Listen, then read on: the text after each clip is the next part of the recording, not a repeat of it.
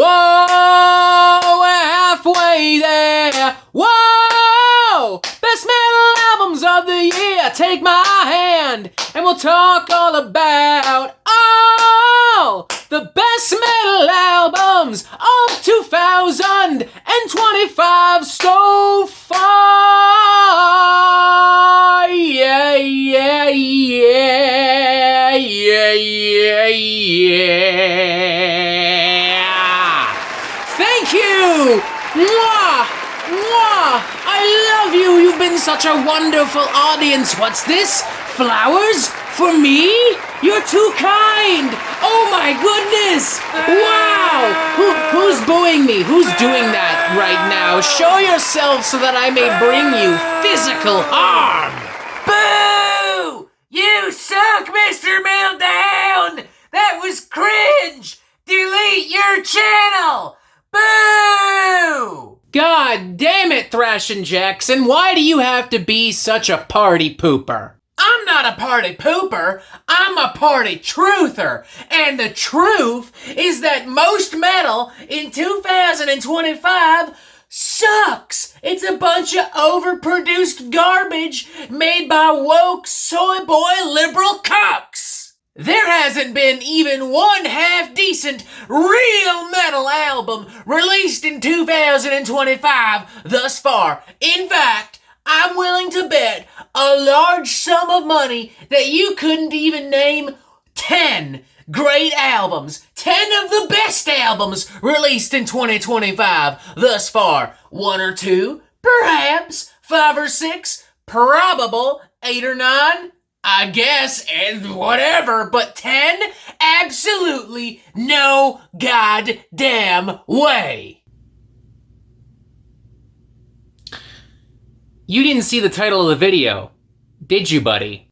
Absolutely not, because reading is for gay nerds. Why, should I have? Oh, no reason. It's just you owe me a large sum of money because today we're talking about the top 10 best metal albums of 2025 thus far. Now, as per the norm with any other kind of metal meltdown top 10 list video thing, this is not a ranked or numbered list. I will be talking about each album in order of release, and when we arrive at what I feel is the best metal album of the year so far, I will simply tell you. And first up, a possibly controversial choice. It's Prophet Ilia, Patriarkh Ilia, the debut album of sorts from Patriarkh, released January 3rd via Napalm Records, right at the very goddamn beginning of the year. Now, I know and completely, totally understand that a lot of people just do not want to give Patriarkh the time of day at all whatsoever because of years and years of legal drama and behind-the-scenes drama that's bubbled up to the surface and constant feuding between Patriarkh and another band called Batushka, who allege that Patriarkh stole the sound and image and aesthetic and even tried to steal the name of Batushka. But right now, in 2025, all the legal stuff has been settled. Both parties have gone their separate ways. Everyone seems okay and content-ish with the results of all of this. And Patriarkh is now operating under the name Patriarkh, and in a world where the real Batushka isn't doing anything, Patriarkh is back at it with this new album, Prophet Ilia, and it's honestly pretty fucking great, in my opinion. The combination of, Eastern European, religious, Christian, Orthodox influences and soundscapes and themes meshed with harsh, ritualistic black metal is still incredibly intense and powerful, and it consistently leads to some very cinematic and chilling compositions all throughout this album. It's bold, it's dark, it's beautiful. The way that these religious-sounding choral vocals and keyboards and organs and various stringed instruments and woodwinds so naturally and beautifully complement and embolden and strengthen the black metal textures and tones and rhythms here. It's honestly just really special. It just sounds like it's meant to be. It's a perfect union of these worlds. It sounds like I'm in like a Polish, Serbian, Eastern European Orthodox church, and also simultaneous to that, it sounds like really haunting, powerful, ritualistic, hellish black metal. A totally larger than life and just overall great black metal record. Despite everything, I thoroughly enjoy it, and if you feel like giving Patriarkh a shot, I think that you'll enjoy it as well. Next up, we have March of the Unheard, sophomore full-length studio album from Swedish melodic death metal supergroup The Halo Effect, released January 10th via Nuclear Blast Records. What do we have here? Several former members of In Flames. Everybody who is in this band has performed with In Flames at some point in time, and they've all pooled their talents together to make the best In Flames album that In Flames themselves never released. It's honestly kind of spectacular. Now, for the record, the Halo Effect have stated time and time again that there is no feud, no bad blood whatsoever between them and In Flames. They continue to insist that there is no competition, but it does continuously feel like maybe there is. Because when the Halo Effect dropped their debut album a couple years back, suddenly In Flames was like really motivated to go back to their roots and do an old school melodic death metal record more in the vein of their classic late 90s, early 2000s kind of output. And now Halo Effect is doubling down, broadening the horizons, writing better songs with better production, and throwing in some more progressive flourishes here and there, bigger hooks, bigger guitars, more everything. Like, think of it this way. This album relishes in nostalgia, unintentionally so, whereas Foregone from In Flames relies on nostalgia, very much intentionally so. Like, it just feels way more genuine on top of being better written, better composed, better produced, just being better overall. If you want high quality, old school, melodic death metal, there's really nowhere else worth going at this moment, in my personal opinion. Next up, we have Tavastland from Finnish black metal crew Havukruunu, released February 28th via Savart Records. This album is epic and adventurous to the point of making me want to go on an epic adventure. Sword in one hand, shield in the other. It has this kind of like savage, raucous energy kind of motivating everything, and every single melody, every single like twin guitar harmony and guitar lick, and every big declarative kind of melodic black metal chorus of sorts, emboldened by like Viking, pagan, folk metal influences as well. It just sounds huge, and it just feels awesome. And as tempting as it would have been to go with a big, bombastic, glossy kind of sound and production, instead Havukruunu keeps things relatively raw and natural. It has a very organic and real kind of sound and production that is, I would say, not really just a byproduct of the genre itself, but also of the album's own themes and basic ideas, you know, reconnecting with nature, with that kind of warrior spirit of sorts. It's rare, frankly, that I can describe a black metal record as fun, but I don't know what else to call this when it's filled with so many big, epic melodies and arrangements and these, like, towering vocal sections and soaring guitar licks and harmonies and such. I mean, it has compositions and rhythms and galloping guitars and epic vocals that wouldn't be out of place on an Iron Maiden record at times. Like, if Iron Maiden went black metal. Back when I reviewed this album, I very boldly claimed that this could be one of the best black metal albums of 2025, not just so far, but perhaps overall. And I still stand by that claim. Next up, we have Hymns in Dissonance from American deathcore crew Whitechapel, released March 7th via Metal Blade Records. Now, I'll admit, when I had first heard that Whitechapel was abandoning the more progressive, adventurous, introspective, emotionally complex and challenging songcraft and storytelling of records like The Valley and Kin in favor of a more back-to-basics kind of old-school, brutal deathcore sound, I was disappointed. I felt that Whitechapel was making a big mistake and taking a big step back. But then I heard the full album. And I realized that none of this shit fucking matters.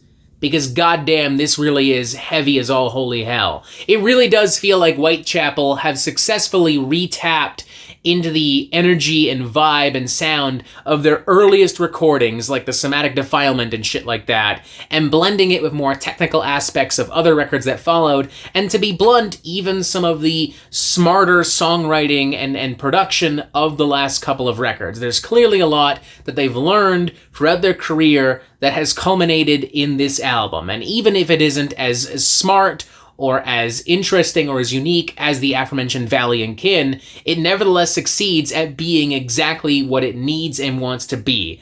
A big, hype as fuck, brutal as all holy hell, deathcore record. Like, undeniably, some of the sickest fucking percussion and riffs and most menacing fucking guitar tones and most gnarly-ass vicious fucking vocals that we've heard from Whitechapel in quite some time. Undeniably so. They went hella goddamn fucking hard here. Next up, we have Wrath and Ruin from American thrash metal crew Warbringer, released March 14th via Napalm Records. That's right, guys, gals, and non-binary pals. Uncle Melty actually found a modern thrash metal record from a semi-modern thrash metal band that he actually genuinely enjoys. Wow, unironically, one of the biggest accomplishments that thrash metal, the genre, could have in 2025. Because if y'all know me, then you know I'm not really the biggest fan of where thrash metal as a genre is right now. Warbringer have done an excellent job at constantly upping their game. The songwriting, the production, the brutality, the speed, the precision, the intensity and force of the music enhances with every single album. Every time they release an album, whatever they do release is the best album they've made thus far, and this is no exception. It is a genuinely badass sounding and feeling record, you know? The guitar riffs are crunchy and tight and muscular, and it also occasionally has this really badass kind of like old school metallic sheen to it. There's more epic kind of like speed metal influences going on here, some really frantic guitar pyrotechnics. It has these more poignant and urgent and provocative moments, especially in the lyricism. Warbringer ain't exactly reinventing the thrash metal wheel here, but this is the smoothest and the tightest and the slickest and most entertaining that the thrash metal wheel has been for me in quite some goddamn time.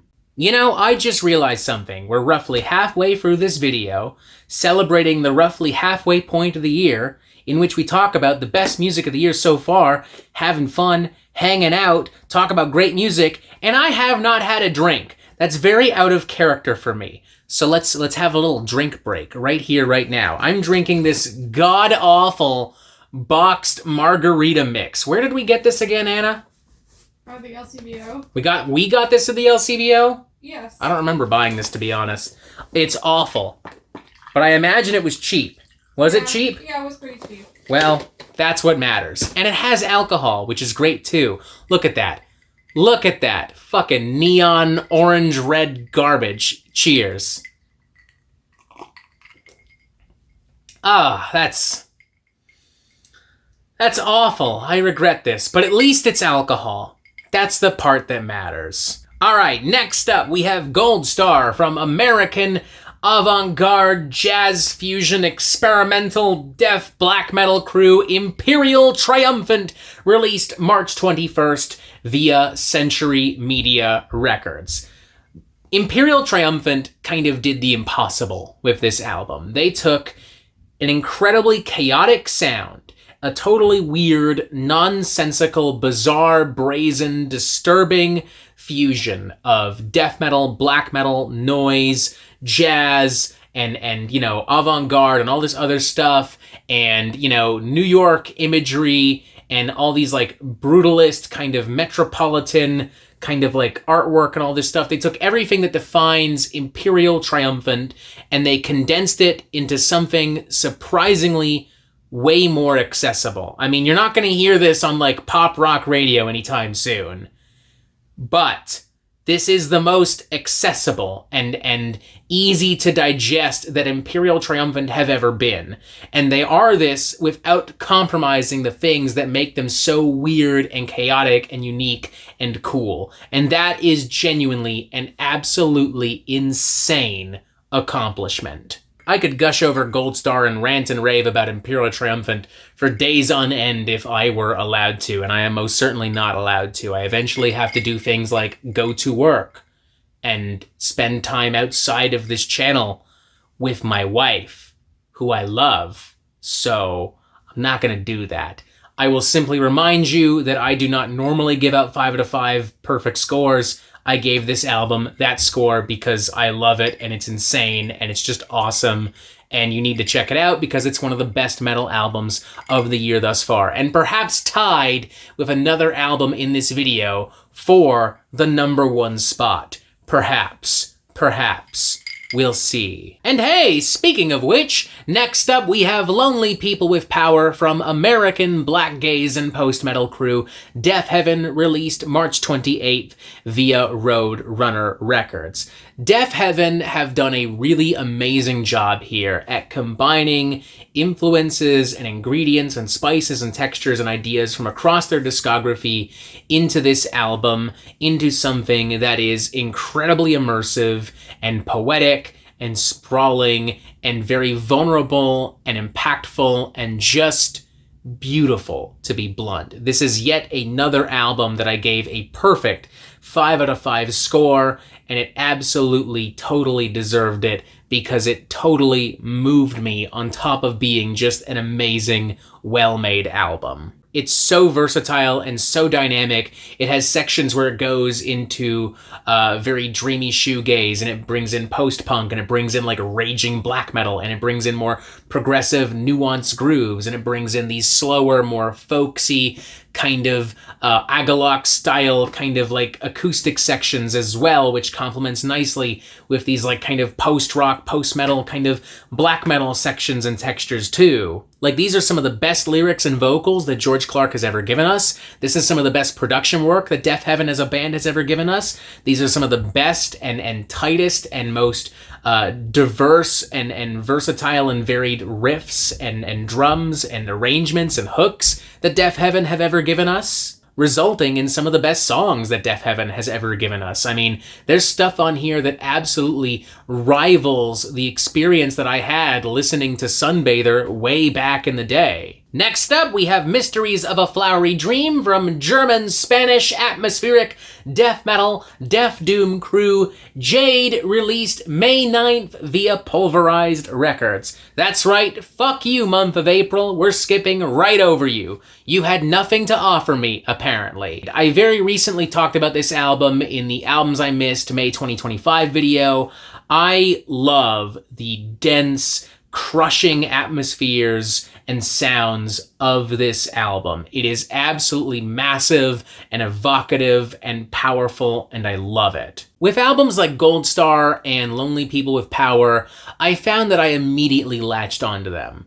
This one has been more of a grower. That's not to say I didn't like it at first, but more so that like with every single listen, I'm just discovering more and more to love about it. I'm peeling back more and more layers. I'm seeing more and more of what makes this album tick as it's revealing itself to me and as it's becoming more comfortable with me and making itself more vulnerable for me. And I feel comfortable right now saying that there isn't much in death metal right now that really quite sounds like this. Like, it has moments that reach the cosmic proportions of like a Blood Incantation record, but it also has all these post-metal textures and these death doom style rhythms and different sections and segments I would maybe expect of something like Ahab. It's just a totally fascinating album.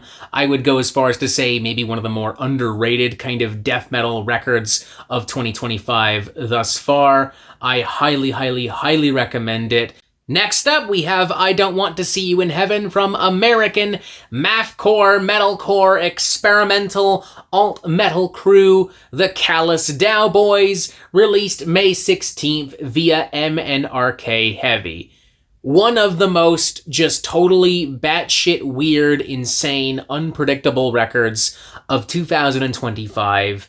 Period. I'm not going to say thus far. It's going to be genuinely difficult to find something more wacky and kooky and just weird than this album. Like, I don't even really know where to begin describing this chaotic, schizophrenic collection of songs. 1 minute, you have some of the most janky, jagged, out of nowhere, sharp as fuck mathcore riffage since like the glory days of the number 12 Looks Like You and Botch and the Dillinger Escape Plan. The next, you have kind of like more 2000s kind of alt metal and post-hardcore poppy jams with big hooks and fun beats and rhythms and riffs that brings to mind like Panic at the Disco, believe it or not. And there's all these like weird little things too, like sections of like weird, chill, kind of adult contemporary elevator music, and there's saxophones and auto-tune and weird fucking like tribal sounding hooks too, like total Ooga Booga style bullshit.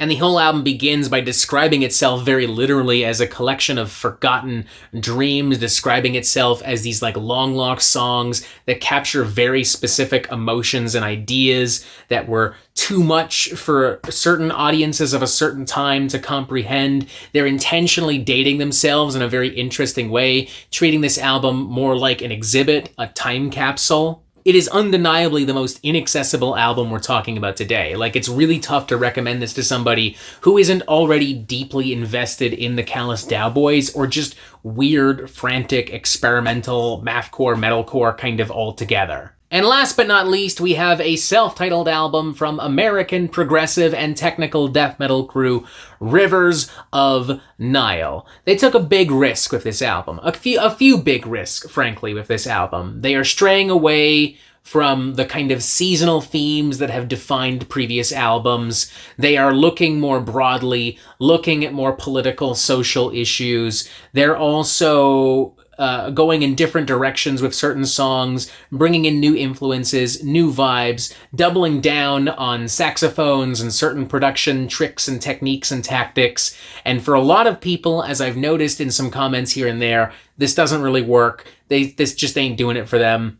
But for me, I think Rivers of Nihil just knocked it out of the fucking park here. Like, I feel like they've done an amazing job at combining the intensity and grandiosity of records like The Work and Where Owls Know My Name and all these different prog metal influences and all these new ideas and all these new textures and influences into something that feels totally unique and very quintessentially Rivers of Nihil, which I think is especially important to note because that's kind of the point when you do a self-titled album. You're putting your name on it. You need it to represent everything that is you, and I think that this album does do that. It is a culmination and a perfect representation of everything Rivers of Nihil have done thus far, everything they've excelled at, and everything that they also just really love and are really interested in. All these influences from Between the Buried and Me and Cynic, and, you know, these more crushing kind of old school tech deaf riffs and flurries that I would expect from earlier records, and the saxophone stuff and the prog stuff of Where Owls Know My Name and The Work. It is a very compelling and cathartic record that succeeds at being about a bunch of things at the same time and doing a bunch of different things altogether successfully at the same time. And this is, I would say, the best prog metal album of the year overall, at least for me at this moment. And voila, there you have it, the top 10 best metal albums of 2025 thus far. Pay up, Thrashin' Jackson! Nice try, Mr. Meltdown, but the bet was you had to name 10 of the best real metal albums of 2025 so far, and ain't none of these goddamn pussy poser albums the best or even, frankly, metal. It's a bunch of stupid deathcore and pussy poser, woke, soy boy, experimental, artsy-fartsy, hipster black metal garbage. And I'ma tell you the same thing I told my ex-wife and her lawyer. You ain't getting a goddamn dollar from me, you stupid bitch! Oh, is that so?